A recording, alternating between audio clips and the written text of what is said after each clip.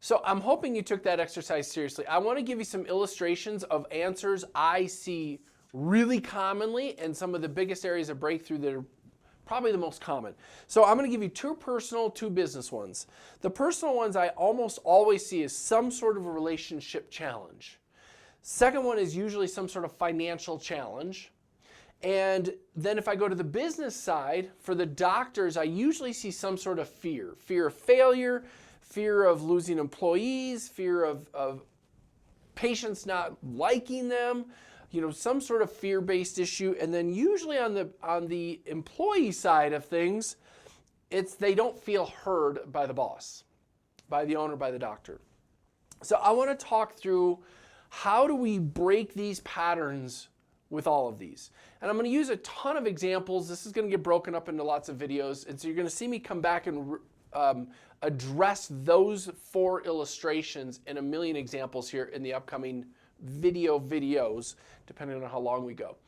But first I want to talk about how emotion is created in the body, how the neurology of the brain works that creates emotion. And the challenge is if you really think about if you've ever struggled with depression, if you have ever struggled with it, and whenever I ask crowds, hey, tell me when you're going through a flight of depression and you're really struggling and you're laying on the couch, what is your physiology? And generally speaking, I'll hear something like curled up in the fetal position on the couch. Now the question becomes, if you think about that, and I want to get into a lot of breathing sort of things because it plays such a huge role in blood flow of the brain. If you're curled up in the fetal position, are you taking shallow breaths or deep breaths? And by the way, every time I ask a question like this, I need you to yell out the answers. I need you to participate huge because that's the only way you're going to experience breakthrough. Sitting there just passively listening, it'll be interesting, but you won't experience something. You'll hear something. So if you're in the fetal position on the couch and you've ever struggled with anxiety or depression, is your breath shallow or deep? Most everybody says shallow. So the question becomes, when you take shallow breaths, how good do you feel? Like, would there ever be a time you'd be laying in a depressed state on your bed, spread way out, with your fingers cut off, like I just did? Is there ever going to be a time where you're going to be feeling like that and feeling good? And the answer is no. So what you're going to find is your breath, the type of breath you take, is directly related to how good or how poor you feel. And the point I'm trying to make here is if you are forced due to body, the way you're sitting or the way you're working, right? Imagine sitting working over a patient. If you're in a position where you can't take deep diaphragmatic breaths, you are not going to feel as good. And we've all heard of the runner's high. You go running, you get this amazing high. Do you know why that takes place? And the question is, what is responsible in your body for cleaning your body? If you took anatomy and physiology, there's a chance for you to try and stretch your brain cells and remember. And the answer is, it's your lymphatic system. Usually people guess kidneys or liver or something like that. Your kidneys clean your blood, your liver breaks down food. But when it comes to cleaning your body, it's your lymphatic system. There are 2 ways that you can move lymphatic fluid in your body. One is through rebounding, which is just this motion, which is why runners get it, because when they're running, they're moving a lot of lymphatic fluid, or your diaphragm. This is where the saying comes from. If you ever had your grandma or something say, hey, if you ever get in a fight with your spouse, go outside and take some deep breaths. In fact, I want to have you do a quick exercise. I want you to close your eyes for a moment, and I want you to breathe at this rate. And I'm going to talk you through it real fast. So close your eyes, stand up, close your eyes. And I want you to breathe. I want you to inhale for 8 seconds, hold for 4, exhale for 8.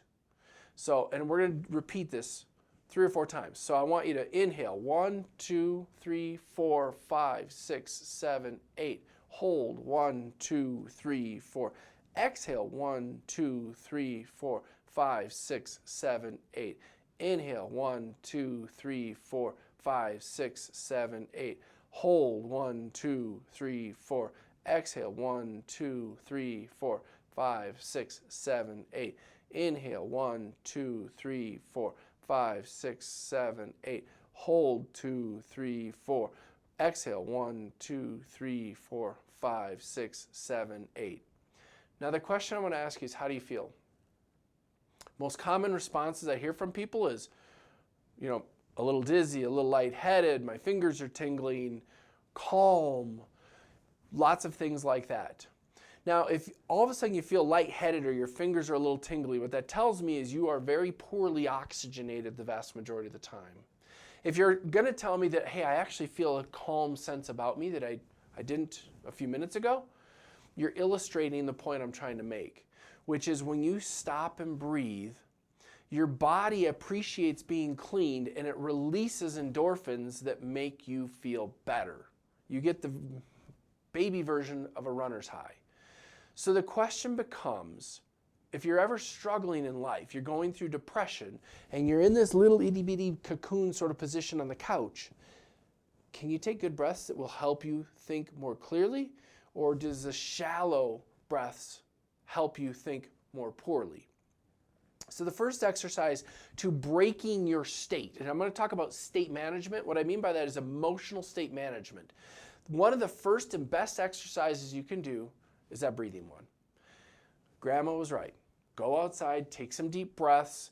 It shifts the blood flow from a very primitive part of the brain called the amygdala to the frontal lobe, where you make cognitive thoughts.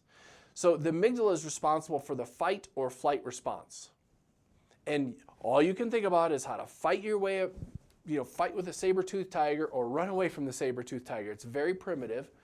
You can't do complex thinking at all when your brain has the blood flow going to the amygdala. So you have to be able to break that pattern, and breathing is probably one of the simplest exercises you can do to accomplish that. So I want you to write that one down. Anytime I'm having a bad day, I'm not feeling good, I'm going to stop and breathe. There was even an entire book written about this, written by Amy Cuddy, The Power of Presence. I forget the name of the book now. But she talks about standing in this Wonder Woman position, breathing deep. Did all kinds of research on how it changes your blood chemistry. You can watch on a TED Talk, read the book, whichever the case is. But it is very proven fact. I'm not doing crazy science, crazy weird stuff here. This is science as to how the brain works. So I want you to write that one down, and then what I'm going to continue to do in subsequent videos is dig into more and more examples, and then I want to come back to how can we change these personal challenges or these business challenges through these examples. So I hope you found that one to be useful. Hang on, there's more to come.